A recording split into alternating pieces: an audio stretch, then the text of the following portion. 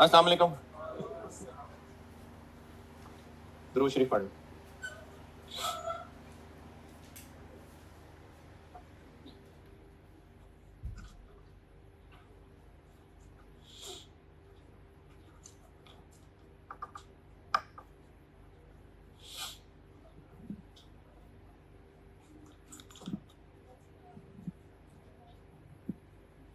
अच्छा, वो कल जहां मैंने एंड किया था वो मैं रिकैप दे देता हूँ, और अगर फिर भी नहीं समझ आया तो आ जाएगा आस्ता आस्ता, हल्की आंच पे रखेगा ना तो आस्ता आस्ता इस चैप्टर में आगे बढ़ते जाएंगे, चीज पकनी शुरू हो जाएगी।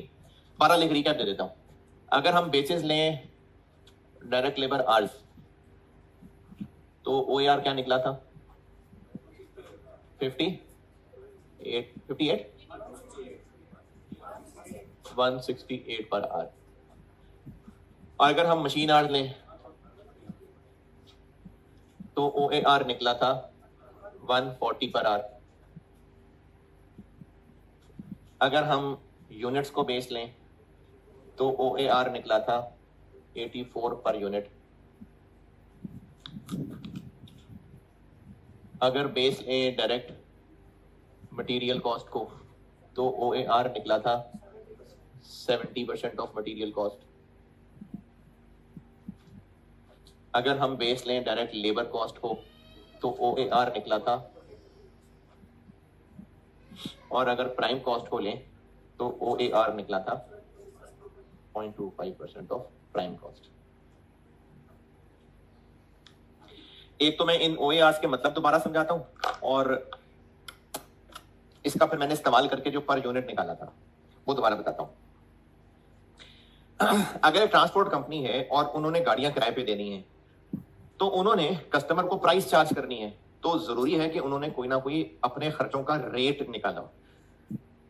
जैसे कोस्टर किराए पे देनी है तो उस कोस्टर का इंजन ऑयल भी चेंज होना है, उसके ड्राइवर की, कंडक्टर की सैलरी भी है, रिपेयर मेंटेनेंस है, तो उन्होंने सारे खर्चे का एक रेट बनाया कि 500 रुपए पर किलोमीटर।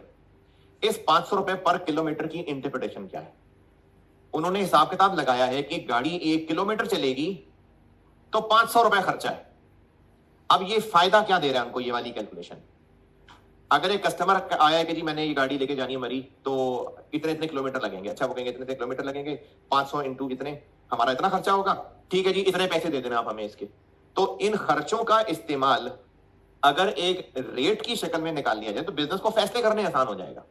और मिसाल लेता हूं, अगर कोई ये जो इवेंट हॉल्स होते हैं, ये जो शादी हॉल वगैरह होते हैं, इन्होंने किसी फंक्शन के लिए, किसी किसी मीटिंग के लिए, किसी और गैदरिंग के लिए अगर हॉल किराए पे देना है, तो वहां के मुलाजमों की तनख्वाह भी है, बिजली का बिल भी है, सफाई का खर्चा भी है, कुर्सियों की मेंटेनेंस भी है। तो अगर उन्होंने कस्टमर को पैसे चार्ज करने हैं तो अपने जहन में उन्होंने कुछ तो कैलकुलेशन की होगी ना कि हमें खर्चे पर आर इतने पड़ते हैं। इस बात का मतलब है कि वहां पर कोई भी इवेंट 1 घंटा चलेगा तो इतने खर्चे होंगे हमारे।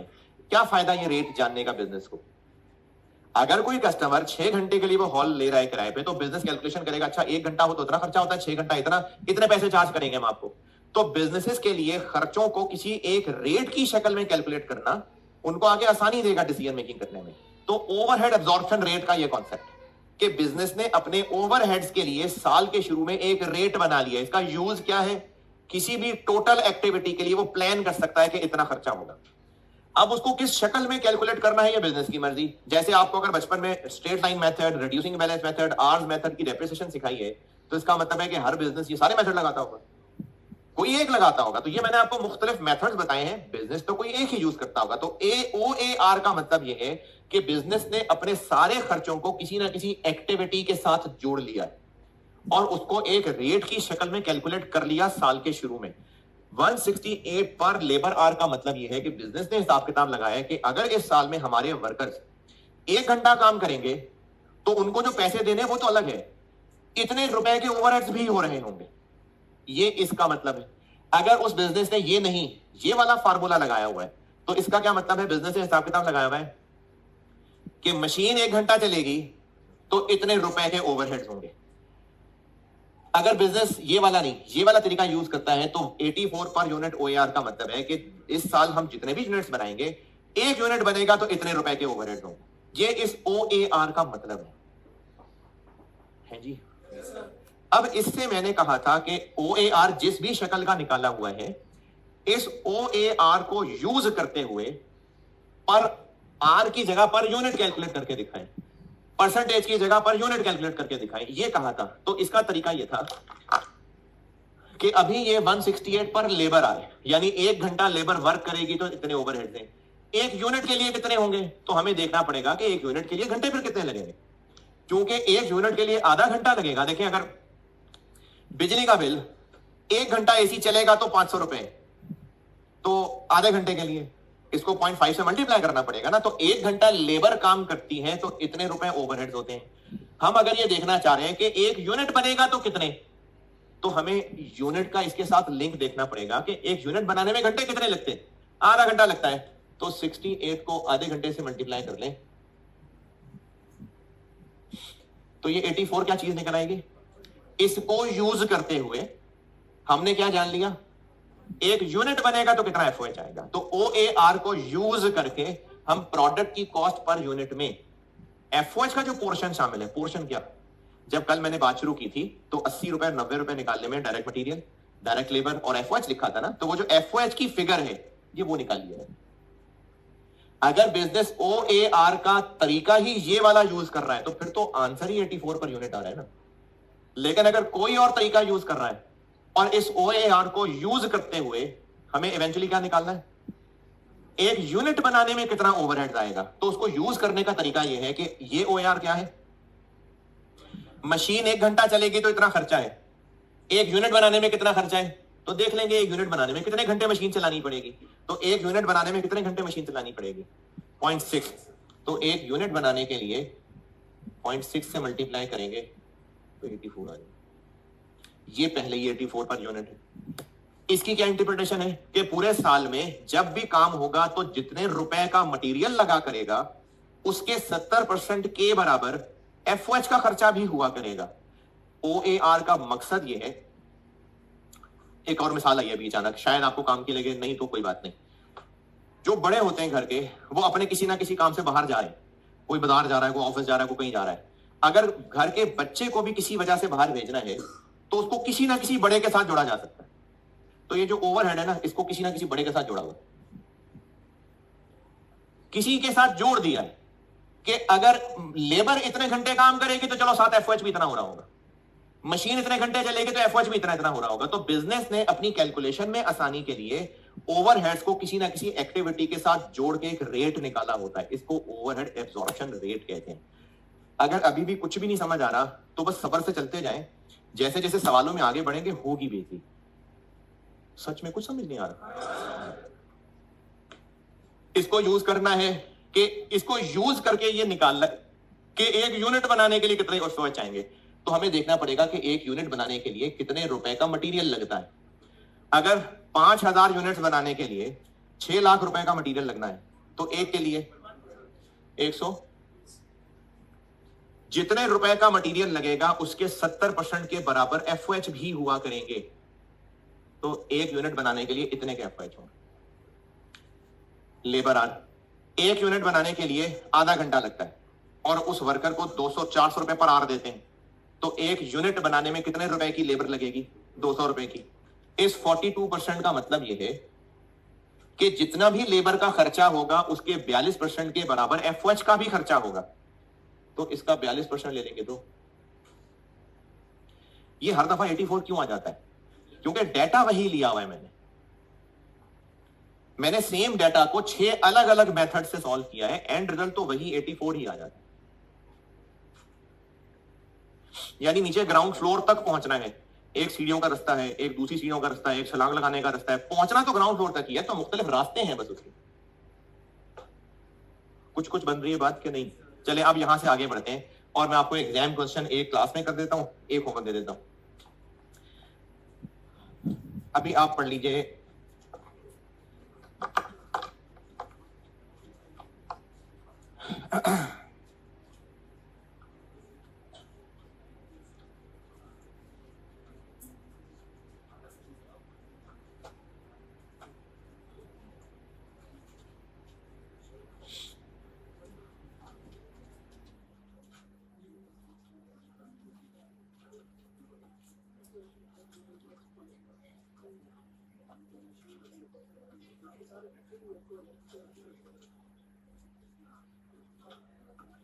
इस चैप्टर में इलस्ट्रेशंस तो कोई नहीं डाली हुई मैंने, पास्ट पेपर ही डाले हुए, तो उनमें ना आखिरी सवाल होगा।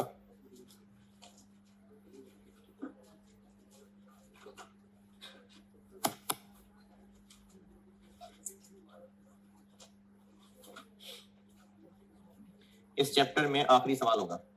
नई बुक में क्वेश्चन 13 है,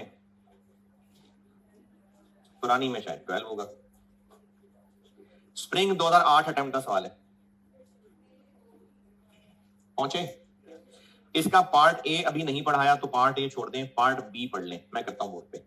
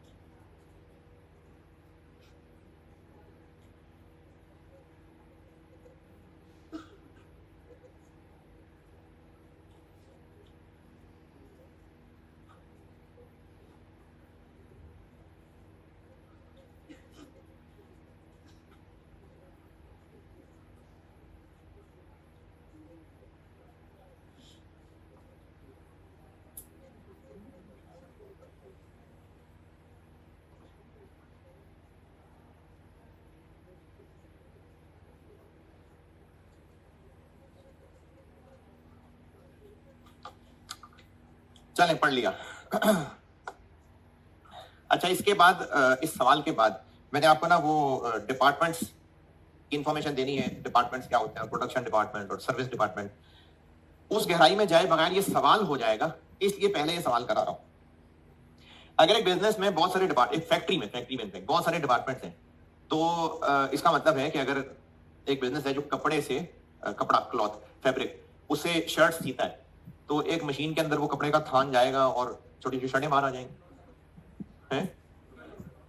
3-4 तरह के काम होंगे। पहले हो सकता है वो मशीनें हों जो एक स्टैंडर्ड साइज के मुताबिक उस फैब्रिक की कटिंग करती हों। फिर कोई और तरह की मशीनें होंगी, कोई और प्रोडक्शन हॉल होगा। जैसे आप यहां पर कैफ पढ़ने आए हैं, तो एक ही रूम में एक ही वक्त में आप इकोनॉमिक्स भी ठोस रहे हैं और लॉ भी पढ़े जा रहे हैं, और जब शाम को जाएंगे तो सब आपको आ गया होगा। भाई हर सब्जेक्ट की अलग अलग क्लास है, तो हर काम के लिए ना, जो प्रोडक्शन करने के लिए काम बांटे हुए हैं, उसके मुख्तलिफ तरह की मशीनें होती हैं, मुख्तलिफ तरह के वर्कर्स होते हैं। इन सबको प्रोडक्शन डिपार्टमेंट्स कहते हैं। इस सवाल में किस डिपार्टमेंट का जिक्र है? अगर पढ़ा है सवाल, कटिंग डिपार्टमेंट का जिक्र है। तो ये मैंने आपको इस सवाल के बाद, यानी कल ही इन चीजों की हम लोग गहराई में उतरेंगे। अभी आज मैं आपको सवाल करा रहा हूं एक, और इसी तरह का सवाल होमवर्क भी दूंगा। उन प्रोडक्शन डिपार्टमेंट्स की डिटेल बताऊंगा। अभी सिर्फ इतना काफी है कि बिजनेस में बहुत सारे प्रोडक्शन डिपार्टमेंट होते हैं, और बिजनेस हर प्रोडक्शन डिपार्टमेंट के लिए एक अलग अलग OAR निकालता है। ये लिखा भी दूंगा मैं बात। अभी इस सवाल के लिए बस जबानी बोली है मैंने ये बात कि प्रोडक्शन डिपार्टमेंट्स के लिए अलग अलग डिपार्टमेंट्स हैं, हर एक का OAR अलग निकलता है। ये सवाल बस एक डिपार्टमेंट का बनाया हुआ है। रिक्वायरमेंट में लिखा हुआ है कि revised machine hour rate calculate कर दें। इस मशीन आर रेट कहने से हमें एक हिंट ये मिल रहा है कि OAR की बेसिस मशीन आर है। OAR कब कैलकुलेट होता होगा?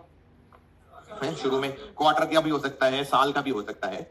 साल के शुरू में तो हर साल OAR सेम रहेगा? नहीं ना, हर साल का डिफरेंट हो सकता है, खर्चे डिफरेंट होंगे, एक्टिविटीज डिफरेंट होंगी। तो पिछले ईयर्स में कहीं इस डिपार्टमेंट में होती थी 5 मशीनें, और उन 5 मशीनों के इस्तेमाल के लिए एक OAR बनाया हुआ था जो लास्ट पैराग्राफ में दिया हुआ है, 390 रुपए। इस साल हमारा एक छठी मशीन ऐड करने का प्लान है, और इस छठी मशीन से इस डिपार्टमेंट की प्रोडक्शन कैपेसिटी बढ़ जाएगी। तो अब जब छठी मशीन भी आ जाएगी, टोटल डिपार्टमेंट में 6 मशीनें हो जाएंगी, खर्चे भी बढ़ जाएंगे। तो मैनेजमेंट चाह रही है कि 2008 का अब हम एक नया OAR निकालें। ये मैंने आपको पहला पैराग्राफ और रिक्वायरमेंट ये समझा दिया। 1 दिसंबर 2007 को एक नई मशीन खरीद ली ताकि 5 मशीनों की कैपेसिटी बढ़ा सके, और ये मशीन 2008 के शुरू में वर्किंग कंडीशन में आ जाएगी, फरवरी 2008 में। अब इस नई मशीन के आने की वजह से खर्चे भी बढ़ेंगे, और रिक्वायरमेंट में लिखा हुआ है कि छठी मशीन आने के बाद 2008 के लिए एक रिवाइज्ड OAR निकाल दें। पहले पैराग्राफ की अंग्रेजी और रिक्वायरमेंट की अंग्रेजी में कोई एतराज परेशानी है तो बताएं। पहला पैराग्राफ और रिक्वायरमेंट जी, ओके। पहला पैराग्राफ और रिक्वायरमेंट, छठी मशीन आने की वजह से 2008 ईयर का अब हम एक नया OAR निकालने लगे। 390 पुराना होता था कभी, लेकिन अब हमें एक नया OAR निकालना होगा। यहां तक ओके? अच्छा, अब डेटा क्या है? नई मशीन के दूसरे पैराग्राफ में कुछ आर्स बताए हैं, और उसके बाद the related expenses for the year 2008 0.12345 बताए हैं। सवाल अगर पढ़ा है, ये नई मशीन के खर्चों की बात हो रही है या 5 मशीनों की भी साथ जिक्र आ रहा है? ये नई मशीन के खर्चे की बात हो रही है। कैसे पता? भाई कॉन्टेक्ट ही सारा नई मशीन का है। The related expenses for the year 2008 have been estimated, तो ये सारा नई मशीन के बारे में हो रहा है। तो हमने छठी मशीन का OAR निकालना है, छठी मशीन का नहीं। अब उस डिपार्टमेंट जिसमें 6 मशीनें होंगी, तो टोटल डिपार्टमेंट के खर्चे divided by total machine hours, ये करना है हमने। तो हमें सवाल में 0.12345 तो सिर्फ छठी मशीन के खर्चे दिए हैं। चलो बाकी 5 का भी ना कुछ हल निकालते हैं सवाल में। लास्ट पैराग्राफ में उसकी कहानी है। तो सवाल की प्लानिंग क्या हो गई कि हमें इस डिपार्टमेंट के 2008 के टोटल बजटेड FOH निकालने हैं, और उसको डिवाइड करना है टोटल बजटेड मशीन आवर्स। ये सवाल की प्लानिंग भी समझ आई? चलिए अब इसको सॉल्व करते हैं। तो हमें टोटल बजटेड FOH चाहिए, और फिर टोटल बजटेड मशीन आवर्स चाहिए होंगे। टोटल बजटेड FOH और सारी मशीनों के चाहिए। चले जो है उससे तो काम चलाए ना। पहले हम छठी मशीन के निकालते हैं, पहले न्यू मशीन से रिलेटेड निकाल लें, बाकियों के लिए देखते हैं कोई ना कोई हल होगा। चले जी तरतीब से नई मशीन के एफओएच निकालते हैं तरतीब से जी। सबसे पहले डेप्रीसिएशन, ये कहां है? ये पहले पैराग्राफ से पता चल रही है। 13 लाख कॉस्ट है, 1 लाख आरवी है, 10 साल लाइफ है, स्ट्रेट लाइन डेप्रीसिएशन है। तो डेप्रीसिएशन कितनी बन गई? 13 lakh minus 1 lakh divided by life 10 into 11/12। ये कहां से आ गया भाई? मशीन अवेलेबल ही 1 फेब को होनी है, तो 2008 में मशीन ने होना ही 11 महीने है, तो इसलिए 11 महीने 1/10। पहले पैराग्राफ से ये एफओएच निकल रहा था। आगे new machine will be available इतने आवर्स इतने आवर्स इतने आवर्स, ठीक है। आगे related expenses, point number 1, electricity used by the machine. Electricity, अच्छा इस सवाल में ना एक एम्बिग्विटी है। पुराने सवालों में खामियां ज्यादा होती थी, नए अब बहुत बहुत बेहतर हो गए हुए हैं। पुराने सवालों में कुछ खामियां होती थी, इस एम्बिग्विटी की वजह से जो मैं अब बताने लगा हूं, 2 अल्टरनेटिव आंसर हो सकते हैं, दोनों सही हैं। जो आज होमवर्क दूंगा उसमें भी यही मसला है, तो इसलिए पहले बता रहा हूं कि 2 तरीके हैं, दोनों ठीक हैं। एक इस सवाल में कर रहा हूं और दूसरी वैरायटी होमवर्क वाले सवाल में की है, दोनों बातें ठीक है। यानी जो मैं इस सवाल में कर रहा हूं वो होमवर्क वाले में भी किया जा सकता है, दोनों बातें सही हैं। दोनों बातें क्या? बिजली इस्तेमाल करने पे कितना खर्चा आएगा, क्या है सवाल में figure available? 10 units per hour, यानी जो हम प्रोडक्ट बनाते हैं उसके 10 यूनिट्स है? नहीं, ये बिजली के यूनिट्स की बात हो रही है। Electricity used by machine during the production will be 10 units per hour. ये बिजली यूजेज की बात हो रही है, जो बिल में यूनिट्स आते हैं ना, बिजली के यूनिट्स की बात हो रही है। और बिल 8.5 रुपए पर यूनिट, प्रोडक्ट वाला यूनिट नहीं, जो बिजली कंज्यूम हो रही है उसी की बात हो रही है। तो मशीन 1 घंटा चलेगी तो 10 यूनिट्स बिजली के इस्तेमाल होंगे और 1 यूनिट 8.5 रुपए का है। तो टोटल तक कैसे पहुंचे? हम तो पूरे साल के खर्चे ले रहे हैं। कितने घंटे मशीन चलेगी पूरे साल में? हाँ जी, 2600 के 2400 चलेगी। 2400 it is budgeted that the machine will work for 2600। दूसरा पैराग्राफ, लेकिन विल वर्क फॉर 2600। हाँ जी है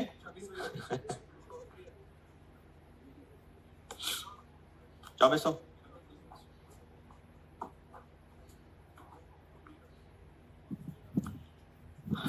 दूसरे पैराग्राफ का मतलब समझाता हूं, दूसरे पैराग्राफ का मतलब समझा रहा हूं।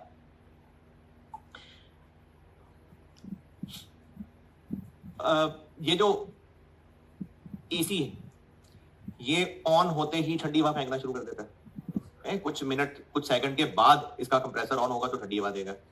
अच्छा, अगर कभी इत्तेफाक हुआ, वैसे चांस कम ही होता है, लेकिन कभी इत्तेफाक हुआ हो कि आप फोटोकॉपी की दुकान पे सुबह सुबह पहुंच गए, उसने अभी भी दुकान खोली है, तो अब मशीन तो बंद करके गया था वो, तो मशीन ऑन करते ही फोटोकॉपियां शुरू कर देगा। कभी ऑब्जर्व किया?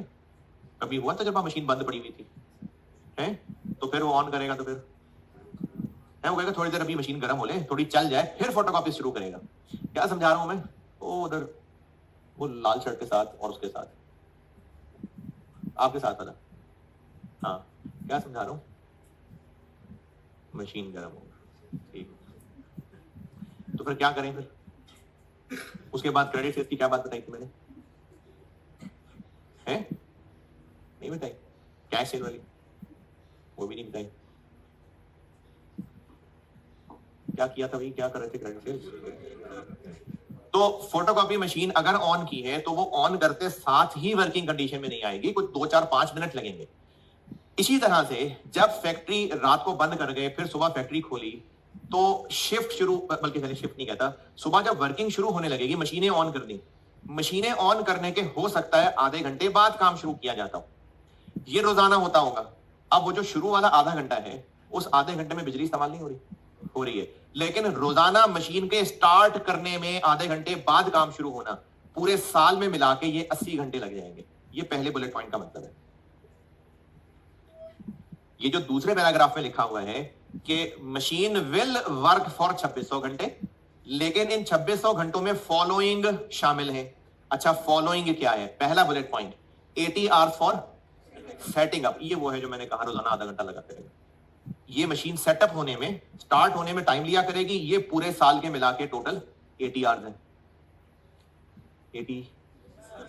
अच्छा, दूसरी मिसाल, ये मिसाल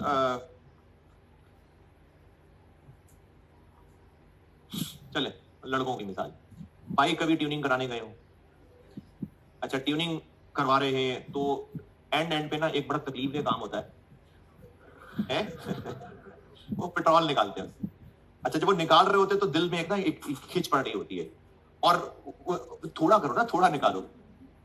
पेट्रोल निकाल लिया, चलो पेट्रोल निकाल लिया, सफाई सफाई हो गई। उसके बाद वो पेचकस से वो पेट्रोल का फ्लो एडजस्ट है ना, तो उस वक्त वो रेसें दे रहा होता है। अच्छा, वो जो रेसें दे रहा होता है तो वो अब्बा जी की बाइक समझ के रेसें दे रहा होता है, तो उस वक्त भी घबराहट हो रही होती है। वो जब प्लास से वो पेचकस से एडजस्ट करते हैं तो उस वक्त क्यों तकलीफ हो रही होती है? पेट्रोल इस्तेमाल हो रहा है। अब इस दौरान पेट्रोल इस्तेमाल हो रहा है क्योंकि बाइक चल रही है, लेकिन वो चल के गलियों में निकल गई है, नहीं वो तो वहीं खड़ी है। तो ये है, मेंटेनेंस के दौरान भी मशीन स्टार्ट रहेगी। तो मशीनों की, प्रोडक्शन मशीनों की जब मेंटेनेंस होती होगी तो उसको भी ऑन करके भी सफाई की जा सकती होगी। तो 120 घंटे वो निकल जाएंगे पूरे साल में। ये दूसरे पैराग्राफ की अंग्रेजी पढ़ लें दोबारा, जो समझाइए आपको।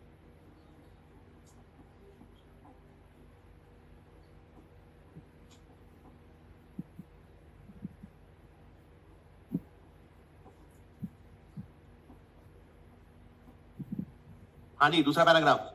अच्छा, अब ये जो 120 और 80 घंटे हैं, ये 2600 के अंदर शामिल है।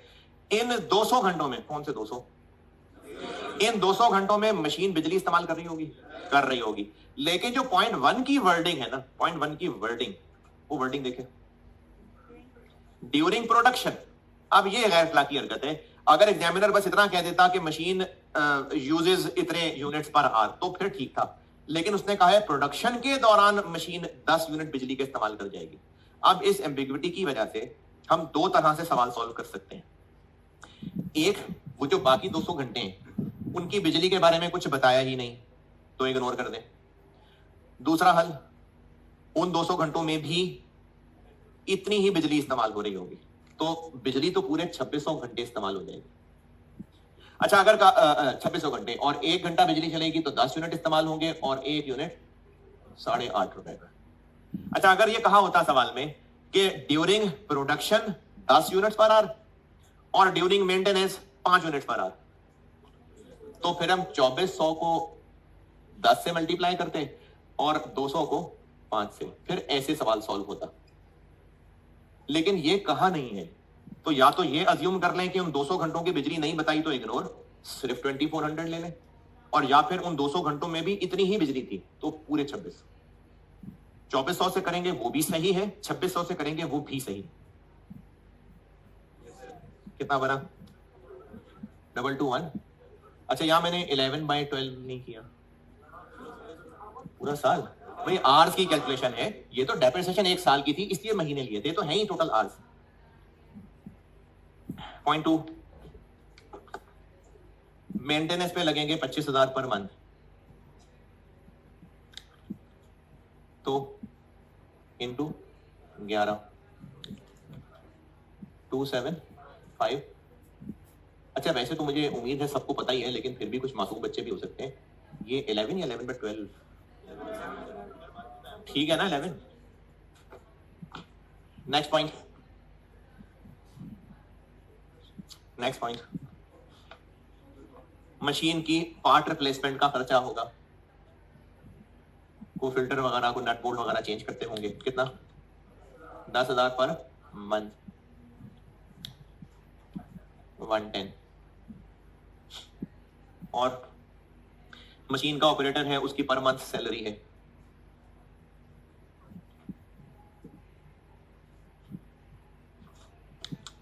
9,000 पर मंथ जी, 99,000। और कुछ और खर्चे भी होंगे जो 5,000 पर मंथ होंगे। ये तो इंक्रीज कह रहा है। देखें, पहली 5 मशीनों के कुछ और खर्चे हैं, ये सब एक्स्ट्रा वाले ही हैं। तो कुछ और खर्चे जिनका उसने नाम देना मुनासिब नहीं समझा, बस कहा अदर ओवरहेड्स, इस छठी की वजह से 5,000 वो भी और होंगे। तो वो जो 5,000 है वो इस छठी मशीन के ही हैं। अदर ओवरहेड्स हो जाएंगे 5,000 पर मंथ।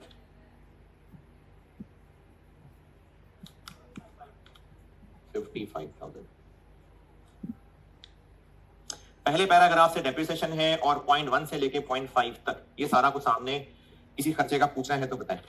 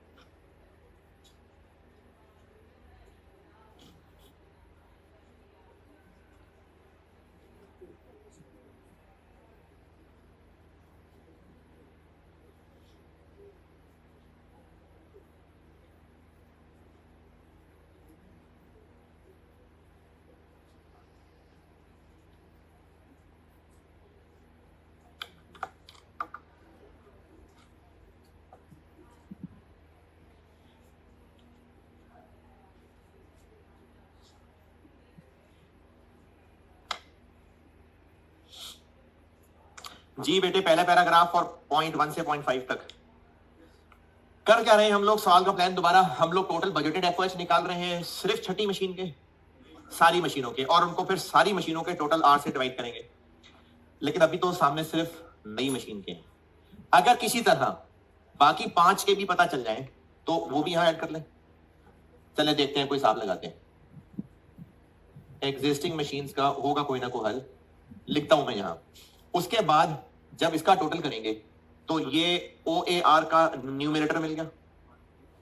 अगला काम total budgeted machine hours,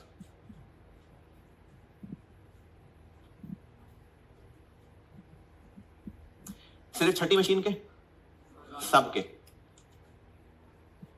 new machine के भी और एग्जिस्टिंग मशीन के भी।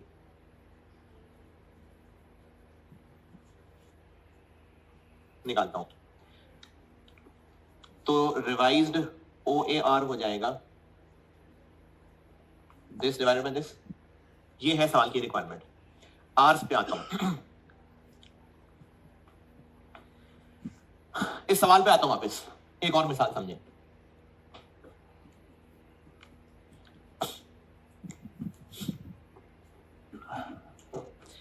एक तो है ना हॉस्टल, उसके अलावा बाज़ औक़ात होता है कि कोई फ्लैट या घर किराए पे लिया होता है, कोई 3-4 लोग मिलकर रह रहे होते हैं।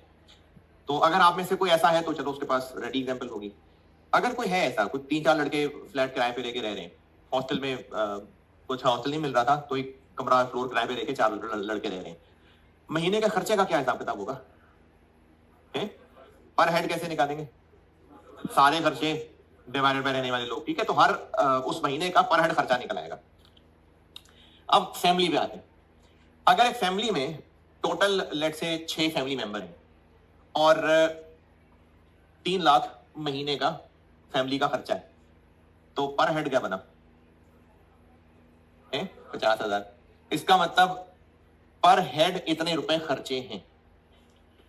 अब इस फैमिली में अम्मा पापा कर लें, 2 बड़े हैं कमाने वाले और 2 छोटे बहन भाई हैं। तो कमाने वाले, और अब्बा जी बूढ़े रिटायर्ड हैं, कमाने वाले कितने हो गए? है टोटल 6 लोग, लेकिन कमाने वाले 2 हैं। अब अब्बा जी ने उनके जिम्मे लगाना है कि भाई कमा के लाओगे तो घर का खर्चा चलेगा, तो कम से कम कितने कमा के लाओगे? दोनों को टारगेट देना है, तो एक बेटे को कितना टारगेट दें? इतने कमा के लाओ, 1.5 लाख। कैसे 1.5 लाख? Divided by 2। लेकिन पर हेड खर्चा तो 50,000 था, ये 1.5 लाख कैसे हो गया? 6 लोगों का पर हेड हाँ 50 बनता है, लेकिन हम ये जानना चाह रहे हैं कि जिसने कमा के लाके देना है उसको तो पता हो ना कम से कम कितना खर्चा पूरा करना है। तो ये जो ऊपर लिखा हुआ ये 2 बंदों का खर्चा है, खर्चा 6 का है, लेकिन डिवाइडेड बाय हम सिर्फ वो कर रहे हैं जिन्होंने कमा के देना है। अब ये वाले 2 लोग हैं, इनमें से हर एक का अपना खर्चा 50 है, लेकिन फिर उसके हिस्से में 1.5 लाख क्यों आ रहा है?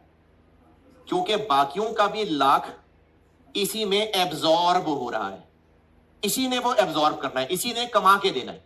तो खर्चा सबका, लेकिन डिवाइडेड बाय सिर्फ जिन्होंने कमा के देना है। अब ये एक रेट निकल आया, उस कमाने वाले को पता है कि इतना खर्चा मैंने पूरा करके देना है तो घर का खर्चा चलेगा। न्यूमरेटर में खर्चा सबका, डिनोमिनेटर में जिन्होंने कमा के देना है। तो अब इसका जो आंसर निकलेगा, इसमें उन कमाने वालों का अपना खर्चा भी शामिल है और बाकियों का भी इन्होंने एब्जॉर्ब किया हुआ है। ये टोटल खर्चा, सारी मशीनों का टोटल खर्चा, और हमने इनको डिवाइड करना है आर से। खर्चा सब का है, लेकिन डिवाइड कितने आर से करना है? जिन्होंने कमा के देना है, यानी जो वर्किंग प्रोडक्शन आर है। तो खर्चा टोटल लेना है, लेकिन OAR निकालने के लिए डिनोमिनेटर में क्या रखना है? जिन्होंने कमा के देना है। तभी हम कहते हैं कि ये सारे खर्चे उन पे एब्जॉर्ब हो रहे हैं, इसलिए इसको ओवरहेड्स एब्जॉर्प्शन रेट कहते हैं। तो हमने डिनोमिनेटर में 2600 लिख देने पूरे, नहीं 200 निकाल लेंगे। इसी तरह पुरानी मशीनों में 12,500 माइनस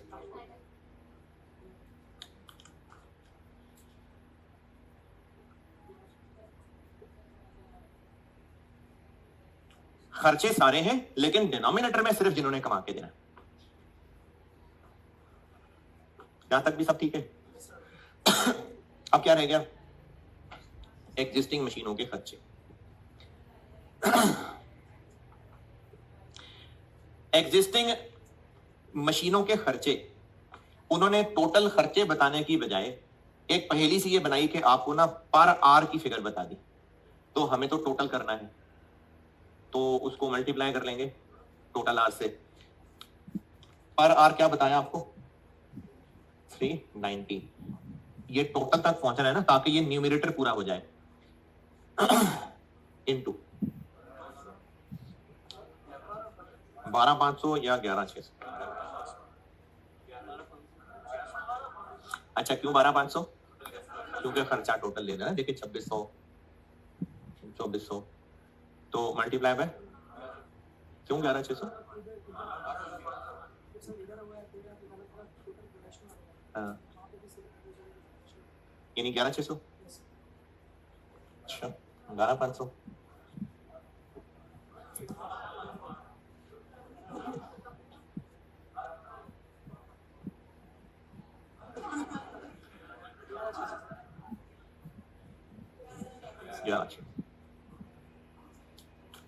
कितना बना? 4, 5। हाँ जी, 11,600 क्यों? सवाल है क्यों? जब ऊपर 2600 है तो फिर यहां भी 12,500 लेना चाहिए था। ये जो ऊपर लिखा हुआ है ना, ये तो बिजली की कंजम्पशन निकाली है, पर आर दिया था, फिर जितने, यानी ये ऐसे ही है कि रोटी का खर्चा इतना है, एक बंदे की रोटी का खर्चा इतना है, तो मल्टीप्लाई 6 से करूं 2 से? वो जो मिसाल दे रहा था 6 से। बिजली का खर्चा इतना है, दवाइयों का खर्चा इतना है, दवाइयों का एक बंदे का खर्चा इतना है, तो अज्यूमिंग कि सारी दवाइयां खाते हैं, तो इनटू 6 के 2, 6। ये हम लोग खर्चे उन नामों के हिसाब से कैलकुलेट कर रहे थे। लेकिन अगर इस मिसाल में आता हूं, अगर मैं आपको कहूं कि ये नहीं पता, नहीं ये नहीं पता, ये पता है, ये नहीं पता, ये कितने लोगों का खर्चा है? 6 का कि 2 का? 6 का, 6 लोगों का है। अगर नहीं पता तो क्या करूं? 150 को 6 से मल्टीप्लाई करो कि 2 से? लेकिन आंसर जो निकलेगा वो कितने लोगों का खर्चा है? 6 का। तो मल्टीप्लाई तो 2 से किया, लेकिन खर्चा तो 6 लोगों का निकला, तो मल्टीप्लाई तो 2 से किया। जब हम खर्चों के नामों के हिसाब से कैलकुलेशन कर, रोटी का इतना खर्चा, कपड़े का इतना, दवाइयों का इतना, वो तो खर्चे के एतबार से कैलकुलेशन हो रही थी। ये सिर्फ रिवर्स कैलकुलेशन की है। हमने 150 को 2 से डिवाइड करने की नहीं बात की। बात यह है कि 6 लोगों का खर्चा 2 से डिवाइड किया था तो 1.5 लाख निकला था। अब अगर आपको यह फिगर नहीं पता तो रिवर्स चल के 2 से मल्टीप्लाई करेंगे, 6 से, 2 से, इसलिए क्योंकि वो 2 लोगों का खर्चा है। नहीं, खर्चा वो 6 लोगों का है, लेकिन 1.5 लाख निकला कैसे था? 1.5 लाख कैसे कैलकुलेट हुआ था? 2 से डिवाइड करके। इसलिए टोटल तक पहुंचने के लिए इसको 2 से मल्टीप्लाई करना पड़ेगा। ये 390 क्या दिया हुआ है सवाल में, लास्ट पैराग्राफ?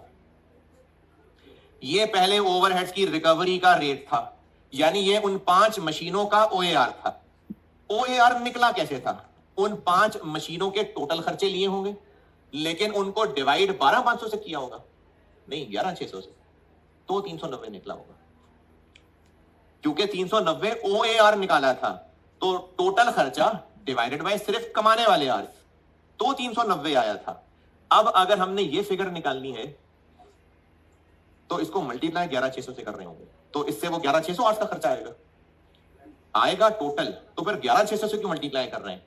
क्योंकि 390 निकला ऐसे था। हम रिवर्स जाके फिर इसको टोटल तक पहुंच रहे हैं। ये जो 390 है ये ओएआर निकाला गया था, और वो निकाला ऐसे गया था कि सारे खर्चे यानी पूरे 12,500 के खर्चे डिवाइडेड बाय सिर्फ कमाने वाले आर्स, तो 390 निकला था। तो अब अगर हमें ये फिगर निकालनी है तो इससे रिवर्स चल के निकालना है, इसलिए इंटू 11,600। कितना बना न्यूमरेटर? 53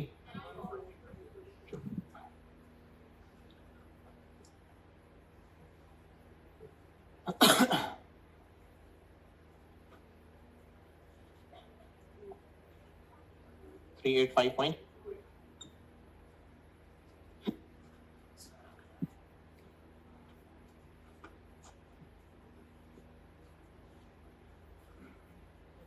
जी जी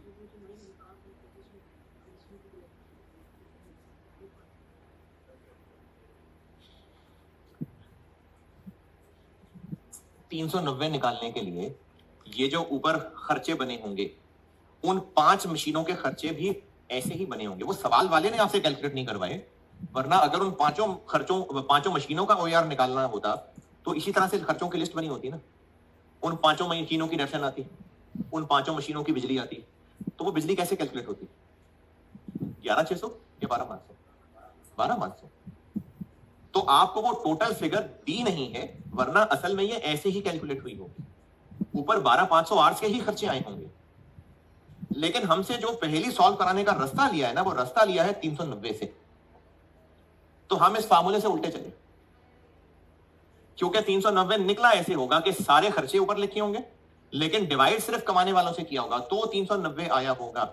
अब हम ये मिसिंग फिगर जानना चाह रहे हैं, तो इसकी रिवर्स वर्किंग से हम मिसिंग फिगर तक पहुंच रहे हैं।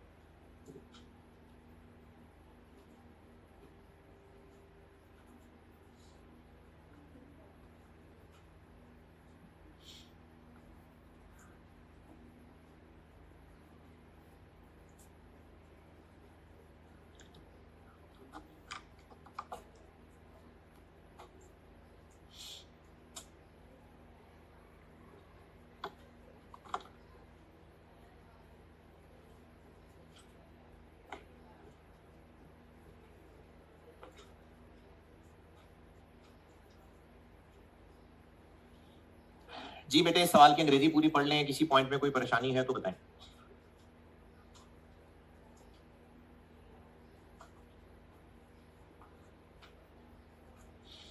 अच्छा ये वाली फिगर, ये सवाल डन, ओके। चलिए एक वैरायटी फिर जबानी सुने। ये फिगर कितनी मशीनों का खर्चा है? 5 का। कितनी मशीनों के अर्ज है? 5 के। अगर इस सवाल में ऐसे होता, अगर कि हम ये छठी मशीन नहीं ला रहे, 5 में से एक फेंक देंगे, उसकी जगह ये ले आएंगे, रिवाइज OAR निकाल दें, यानी इन टोटल मशीनें 5 ही रहेंगी। अभी पहले जो 5 थी उनमें से एक, सब एक जैसी थी, उनमें से एक को निकाल के अब ये 5वीं मशीन ला रहे हैं, तो पुरानी खत्म, नई आ जाएगी। तो इस सवाल पे क्या फर्क पड़ता? बाकी सारा सवाल का डाटा यही होता, और अब कहते हैं नया रिवाइज्ड OAR निकाल दें, क्या फर्क पड़ता सवाल पे? ये कितनी मशीनों का है, लेकिन ये तो फिर अगर हमने शामिल कर दिया तो 6 हो जाएंगी। तो फिर हम ये फिगर निकालते जरूर, लेकिन 4/5 कर देते। इसी तरह 11,600 जरूर लेते, लेकिन 4/5 कर देते। फिर ऐसे होता सवाल। होमवर्क वाले सवाल में यही वैरायटी थी। होमवर्क सवाल है तीसरा चौथा होगा शायद, ऑटम 22, ऑटम 2022, ये मेरी बुक में है तीसरा। ये आपको सवाल पढ़ के अंदाजा हो जाएगा कि इसी को देख के एग्जामिनर ने बनाया था। और ये ना कॉस्ट में अक्सर चलता है, रिसेंट अटेम्प्ट्स में भी आप देखेंगे तो पुराने सवालों को देख के नए सवाल बनाए हुए बहुत होंगे इस तरह के सवाल। ऑटम 22 बुक में क्वेश्चन 3 है, वीनस लिमिटेड के नाम से। मिल गया? तो ये होमवर्क है, ये वाला सवाल।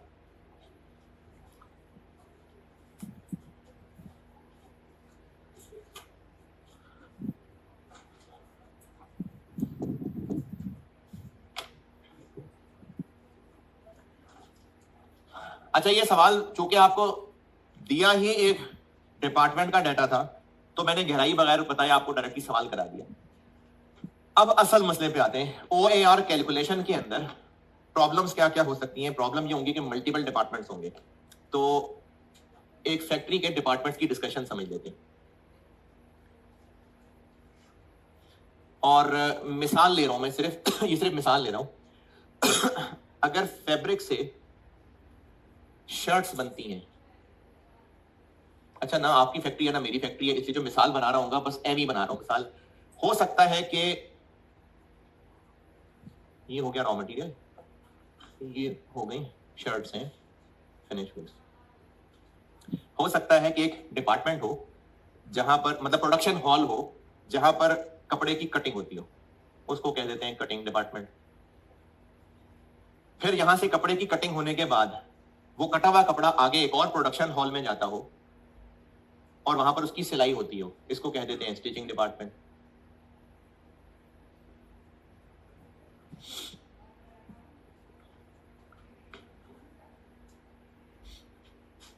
अच्छा सिर्फ ये कहानी बना रहा हूं, जरूरी नहीं कि शर्ट बनने में ऐसी 3 डिपार्टमेंट ही होते हैं, बस बात समझाना चाह रहा हूं। शर्ट सिलाई हो गई सारी, उसके बाद हो सकता है इसमें बटन लगने हैं, कॉलर लगना है, और फिर प्रेस होके पैकेट बन जाना है, इसको कह लेते हैं फिनिशिंग डिपार्टमेंट।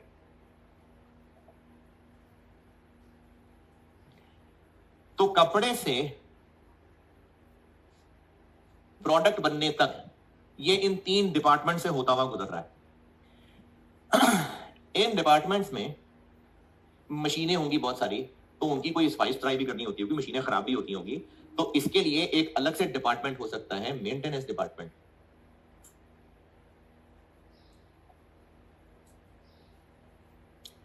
फिर हो सकता है इन फैक्ट्री के मजदूरों को खाना भी खिलाया जाता हो, तो एक कैंटीन डिपार्टमेंट भी हो सकता है।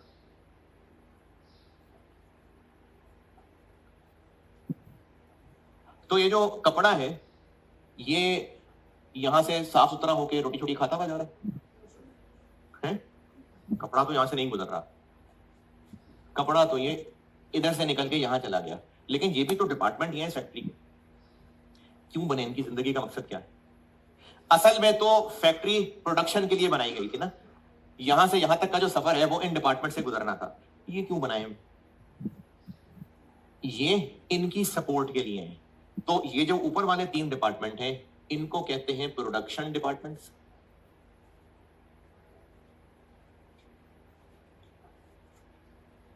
इनको मैं आइंदा प्यार से PD कहा करूंगा।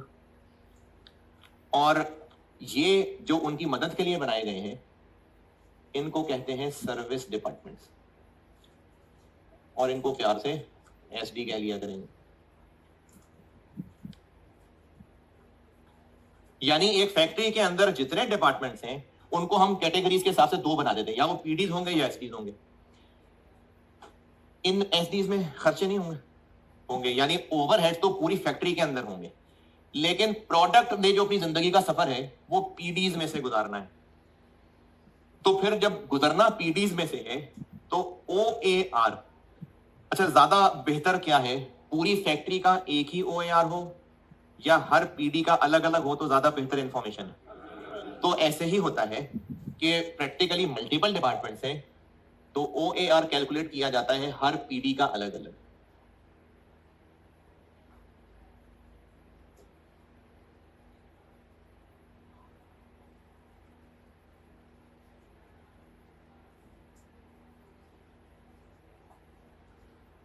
और हर PD के अलग अलग बेस हो सकती है, हो सकता है इसमें लेबर आवर्स यूज होता हो सकता है इसमें मशीन आवर्स यूज होता हो, तो वो मैनेजमेंट की मर्जी है। तो कोई ना कोई अप्रोप्रिएट बेसिस यूज करते हुए हर PD का अलग अलग OAR निकलता है। लेकिन इसमें मसला यह है कि ओवरहेड्स एब्जॉर्प्शन रेट में सारे खर्चे कवर होने चाहिए ना, अभी तो यही समझा रहा, सारे खर्चे होने चाहिए, तो इन बेचारों का क्या? तो हमें कुछ हल करने पड़ेंगे कि इनके खर्चे भी किसी तरह इसमें कवर हो जाएं। तो इनके खर्चे कैसे कवर करने हैं, यही चीज है जो आपको आगे अब सिखानी है मैंने, कि इसको मैं कह देता हूं कि complications in calculation of OAR। तो इसको ना मैं दो केसेस में बांट रहा हूं। एक केस कह लेते हैं कि डिपार्टमेंट तो मल्टीपल हैं, मल्टीपल डिपार्टमेंट्स ही होंगे, लेकिन प्रोडक्ट एक ही बनता होगा, प्रोडक्ट एक बनता होगा। और दूसरा केस बना लेता हूं, डिपार्टमेंट तो मल्टीपल हैं लेकिन वो बिजनेस मल्टीपल प्रोडक्ट्स बनाता होगा।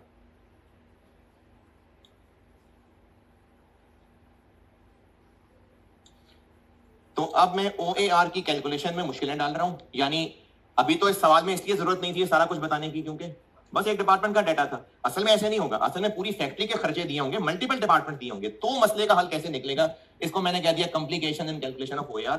इसको मैं दो केसेस में बांट रहा हूं, एक सिखाऊंगा जिसमें एक ही प्रोडक्ट बिजनेस बेचता होगा और एक सिखाऊंगा जिसमें बिजनेस मल्टीपल प्रोडक्ट्स बेचता होगा।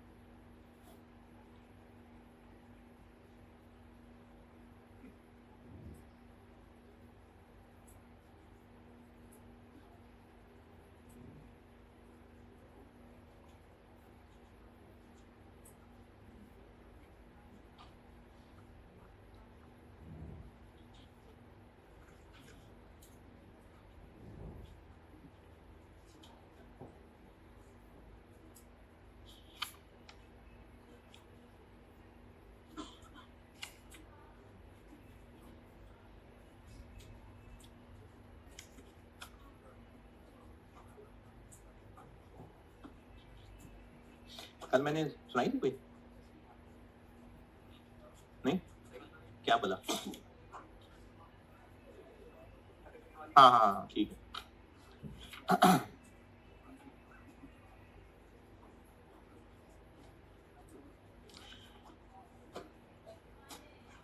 अच्छा वैसे तो आप अभी करंटली इंडिविजुअली शायद इस पोजीशन में ना हो कि ये आपके काम की हो, आइंदा के लिए याद रख लें टारगेट। और अगर अभी अम्मा अब्बा का ध्यान दिला सकते हैं किसी तरफ तो जरूर दिलाएं। एग्जाम की तैयारी के लिए सारा सिलेबस तो कवर करना ही होता है, सारा सिलेबस तैयार करना है, पेपर में सारा सिलेबस टेस्ट हो सकता है। अगर कुछ ऐसा होता अगर कि एक छोटा सा टॉपिक ऑप्शनल होता, मतलब अगर सिलेबस में लिखा होता कि ये ऑप्शनल टॉपिक है, करना है तो कर ले, नहीं तो कोई मसला नहीं, और साथ ये एग्जामिनर यानी आई कैप ये कहता कि सिलेबस का हिस्सा तो चलो नहीं है, आप बाकी सिलेबस तैयार करें, पेपर दें, लेकिन हमने इसमें से अगर सवाल पूछा होगा वो ऑप्शनल सवाल, ऑप्शनल, वो सवाल जिसने ठीक कर लिया उसको पास, पक्का पास, तो है तो ऑप्शनल, तो करेंगे तैयार कि नहीं है? ऑप्शनल है, करेंगे, सिर्फ वही करेंगे नहीं, अगर इस मिजाज से चलेंगे तो वो भी नहीं होना, फिर कहेंगे अच्छा चलो एक ही टॉपिक तो है, देखेंगे एंड पे, और फिर एंड आ जाना, फिर वो टॉपिक भी नहीं होना। तो ये तो नहीं हो सकता कि अगर आप बाकी ना करें तो वो सिर्फ वही कर ले, नहीं, लेकिन प्रेफरेंस उस टॉपिक की होगी, या ऑप्शनल कह के छोड़ देंगे, प्रेफरेंस होगी ना, क्योंकि अगर वो सवाल आगे बेशक ऑप्शनल है, ठीक है, बाकी 100 में से नंबर ले लें, लेकिन अगर वो सवाल क्लिक कर लिया तो उसका इतना बड़ा रिवॉर्ड है कि पेपर पास, तो प्रेफरेंस होगी ना। एक ना बहुत रिवॉर्डिंग काम है, और अभी तो आप इस पोजीशन में नहीं है, जब भी कभी हो तो इसको जिंदगी में टारगेट रखिएगा। फैमिली में शायद आपने कभी ऑब्जर्व किया हो कि कोई शख्स मर जाता है ना, तो वैसे तो फिल्मों ड्रामों में होगा ही, लेकिन फैमिली में भी शायद आपके ऐसे देखा हुआ आपने, जानने वालों में, कि अगर तो वो बिजनेस कर रहा था तो उसके बिजनेस पे होता सबसे पहले कब्जा, और बच्चे रुल जाते हैं उसके, बीमा भी रुल जाती है, बच्चे के रुल जाते हैं, वो बच्चे ही हैं, उनको वो कहाँ बिजनेस संभालेंगे आके, तो उसके बिजनेस पे हो जाता है कब्जा। बच्चे अम्मा के साथ अगर ननियाल जिंदा हुए तो वहां चले जाएंगे। ये जो यतीम है ना, इसका माल खाना तो जो गुनाह है वो है, लेकिन एक बड़ा रिवॉर्डिंग काम ये है। बुखारी 6005, सैयदना सहल बिन साद रज़ियल्लाहु तआला अन्हु से रिवायत है, नबी अकरम सल्लल्लाहु अलैहि वसल्लम ने फरमाया, ये देखिएगा, ये और ये मेरी दो उंगलियां मैंने जोड़ी नहीं है, मैं और यतीम की परवरिश करने वाला जन्नत में इस तरह हूं, और आप सल्लल्लाहु अलैहि वसल्लम ने शहादत की उंगली और दरमियानी उंगलियों के इशारे से बताया, मैं और यतीम की परवरिश करने वाला जन्नत में इस तरह होंगे। तो कभी जिंदगी में मौका मिला ना तो उसको टारगेट जरूर रखिएगा। चलें, अच्छा अभी बैठे, ठीक है, अल्लाह हाफिज।